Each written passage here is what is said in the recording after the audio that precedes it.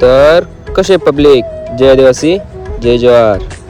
आज आपल्याला जायचं होतं शिरपूरला, कारण की ITच्या बेसवरती जागा निघाल्या त्या.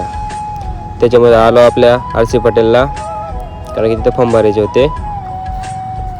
त्याच्यानंतर मध्ये एंट्री मारून घेतली आपली. बघा गर्दी बघा किती. ते सर्व झालं, बाकी सर्व लाईनीत उभे होते.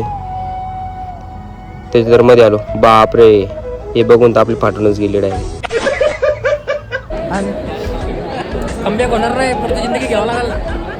रिस्टार्ट मारायची, रिस्टार्ट जब तक छोडेंगे नाही. ते सर्व झालंय बघा. मग सर्व लाईनीत उभे राहून सर्व दमलेले होते. सर्व वाट बघत होते मध्ये जायची. काही लाईन संपना. हा बघा आपला आशिष, आपला मोठा भाऊ. लई वेळानंतर त्याच्यानंतर मध्ये क्लासमध्ये बसायला सोडवलं सर्वांना. सोडलं मध्ये. आपण म्हटलं जायचं तर जायचं, नाही जायचं, पण कसं तरी आपला पण नंबर लागून गेलं. येऊन बसून गेलो आपल्या क्लासमध्ये. तसे सर काही भाषण देणार होते थोडंफार. चला म्हटलं ते ऐकून घेऊ. हे सर्व झालं. कुपन पाहू दे ना. टेन्शन घेतलाय दादा.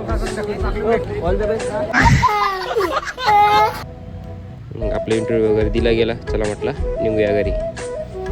हे बघा गर्दी बघा किती. इंटरव्ह्यू मध्ये काय विचारलं जातं?